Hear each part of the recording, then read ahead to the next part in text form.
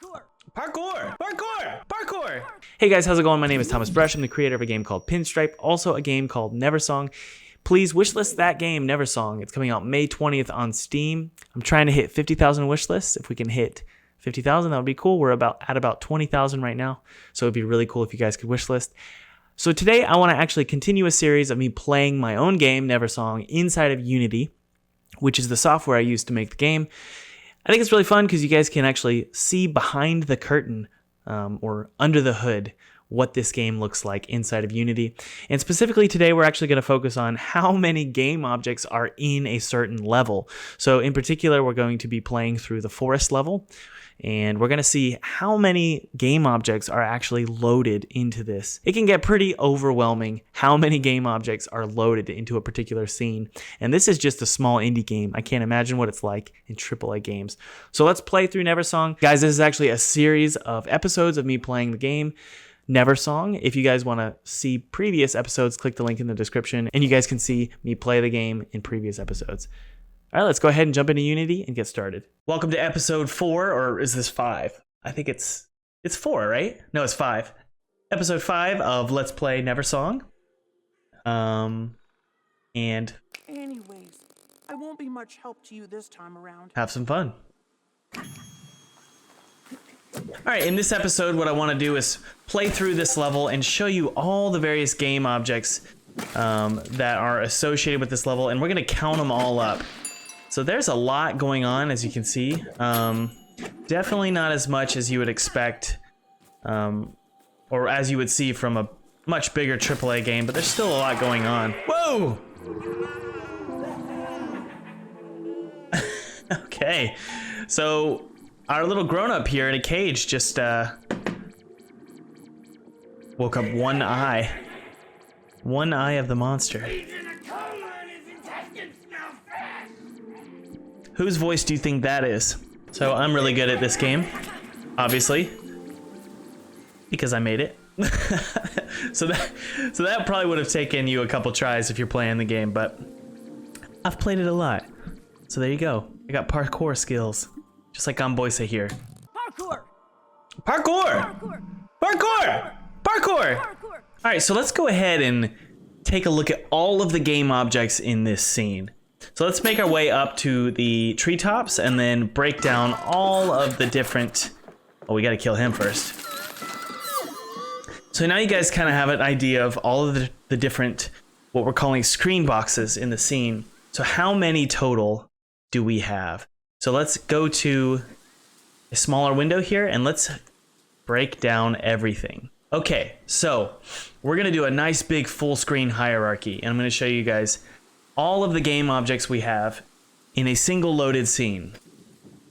And this was a really good question that I used to ask. I would Google it and I could never find an answer. What's the appropriate amount of game objects in a scene? Some people would say like 100, and I would think, how is that even possible to have that little when you have all of this content going on? So I can't tell you guys the optimal number or what's appropriate, but what I can tell you is we're about to launch a Steam game on May 20th. Please wish list below. And this is what my game has in a certain scene that's loaded. So this is the forest scene, which is this right here. Now, everything is disabled, right? So that's the important part. Everything is disabled except for this one screen box here. But we have 1, 2, 3, 4, 5, 6, 7, 8, 9, 10, 11, 12, 13, 14 screen boxes associated with this scene, and each screen box has a ton of game objects. So let's go ahead and count. Let's get counting.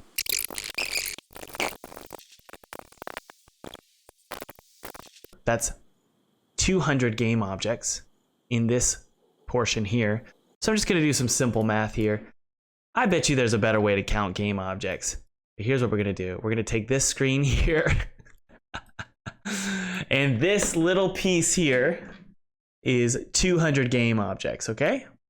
That is 200 game objects. That is what we're going to do. This is probably a terrible way to do this.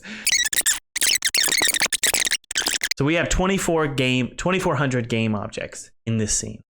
2,400 400 game objects in this scene. Now, obviously, a lot of these are parents of children. There's plenty of prefabs. There's plenty of static objects as well. But there are 1,200 game objects that are loaded into the memory. They're not shown, though. They're not activated. But that's, for my 2D game, that's how many game objects we have. I don't know if that's a lot. It seems like a lot. But that's how many we have. All right, let's get to beating this level. This level's taking a while. Let's go into Gom Girls' hut. Alrighty. And let's do a little fun thing here. You guys know I like to do this. I like to show various screen boxes while we play. So let's go see Gom Girlsa here. Hi, Pete. Want to be able to cut those vines at the X point? Yes, please. That bat of yours won't really cut it. Get it? Cut it? Oh, yeah, I do. Anyways, if you go find me my box of nails, I can make your bat spiky and awesome. Please. Oh, no. We're in a bug here. On item add, I know why. I think it's the bird. F8. There she is. Okay. You'll be able to cut those. All right. So I just gave myself the bird with a cheat code F8 in the editor. Vines drop eggs and eggs explode. Get it? Yes, I do. Thank you very much. So yeah, so that's actually something that Eric put together. Thank you, Eric. You just saved the stream. Basically, you see this a lot in games where in order to test a game, you have to be able to have secret little codes that you can type into the keyboard, but only in the editor, and give yourself various items to be able to test the game. Otherwise, you have to start from the very beginning every time you test the game, and that's definitely not fun. Oh my goodness. Watch how good I am. So as you can see, these have trails as well, and also the bird has a trail here, and also the little bombs they're farting out of their orifices have a trail as well. So they all move at a random speed, you can see that. Otherwise they would all sync up eventually and be perfectly on top of one another. I'm gonna die. That's not good. Alrighty.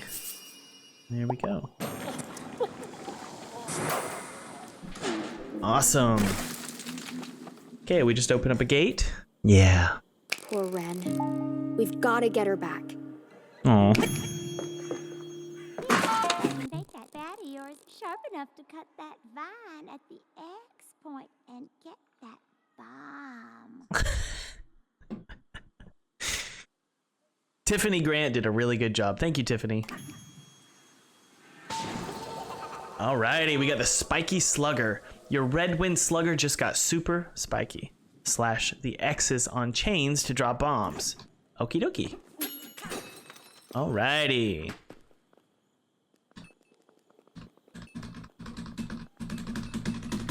How many particles can I emit? Ow! Oops, I didn't get that card. Oh well. Alright, let's go wake up this guy here. Watch how fast I can do this. Thomas, how are you so good at video games? This just comes naturally. Alright, let's wake this guy up, and then we have one more to wake up. And then we can play the boss.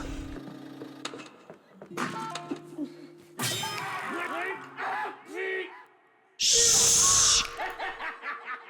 He's gonna wake up the monster.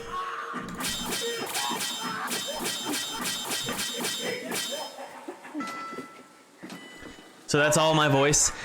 The screaming, this was hilarious. So I had an intern named Trip. He did a really good job. Thank you, Trip, for everything you did.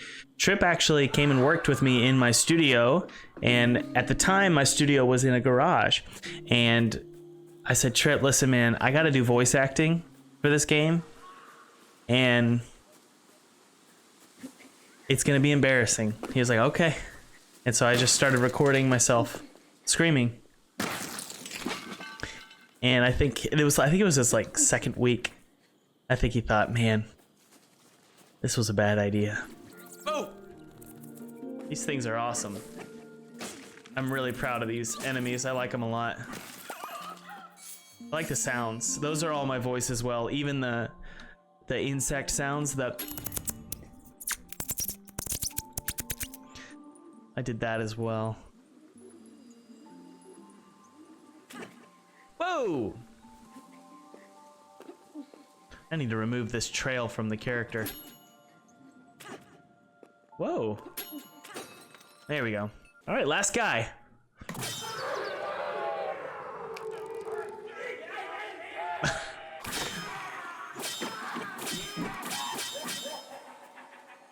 So yeah, I was recording these voice acting lines while Trip was sitting with me. Just minding his own business, doing his work as an intern. Did a great job. And I was sitting over next to him as his boss, screaming into the microphone.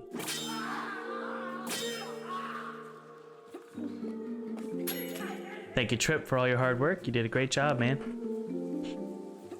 All right, let's go play the boss. I think we woke up the monster.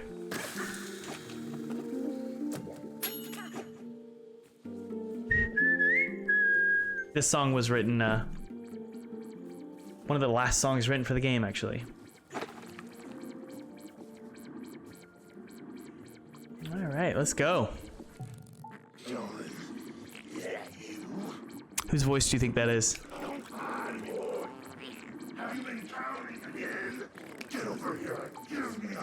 I'm Pete. I'm not John.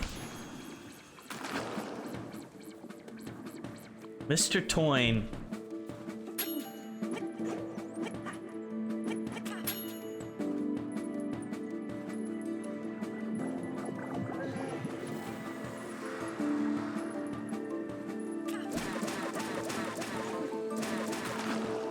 Whoa!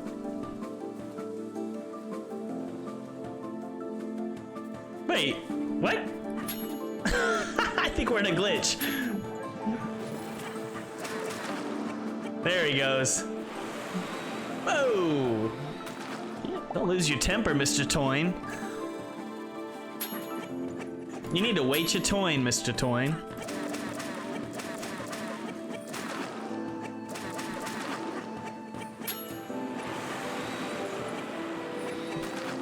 All right, let me show you really quickly the boss structure for the jelly.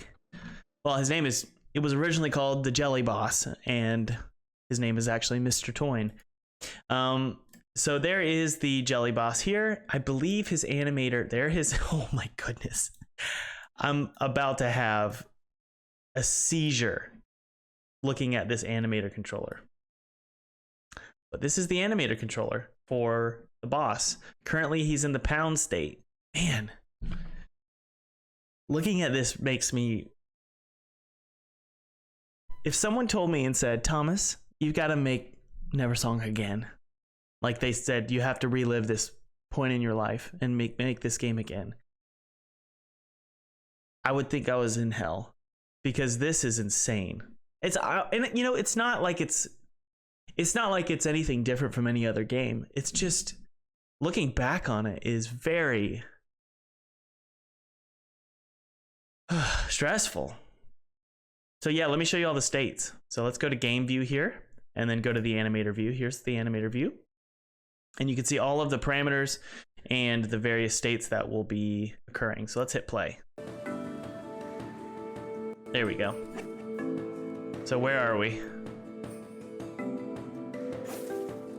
Yeah, you can see him looping. There he goes. He's in the shock state.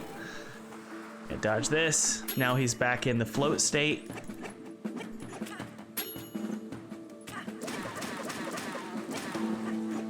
Whoa! So he just did his shake state. Now he's in his shock state. Yep.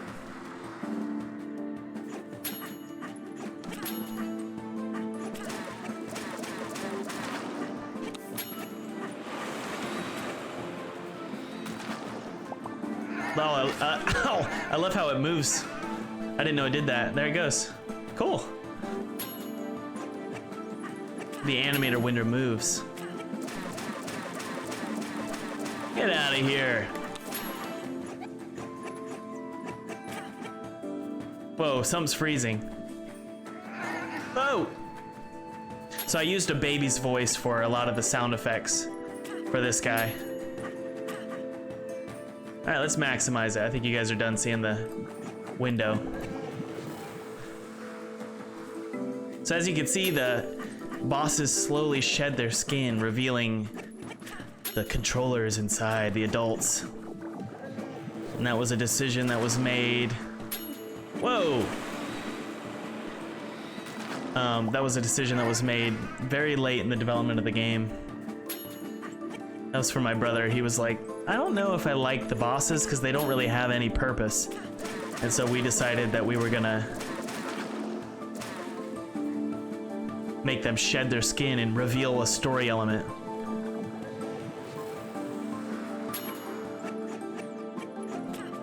There we go. One more. There we go.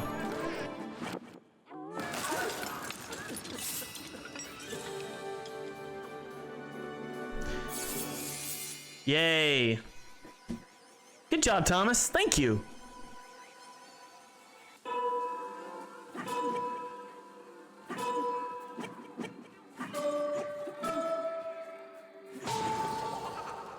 You learned a new song. Yay!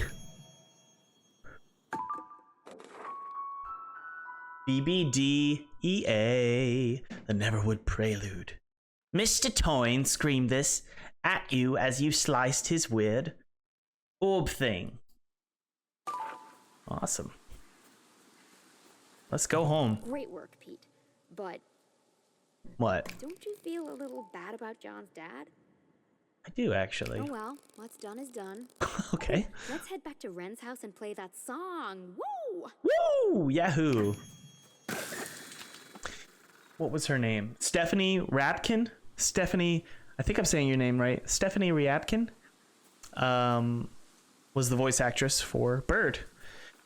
And she is very talented. She's got a really nice portfolio too. She's really good at what she does. So thank you, Stephanie, for your hard work in the voice acting of Bird. Okay, let's make our way back to the piano. I will do that in the next episode, guys. Thanks for watching. Please, please, please wishlist Neversong. It's coming out May 20th. We're trying to hit 50,000 wishlists. Currently, we have about 20,000. It would really mean a lot to me if you wishlist the game. If you guys want to see previous episodes where I rip apart this game in the Unity editor, they're all listed below. Thank you guys for watching. I'll talk to you later.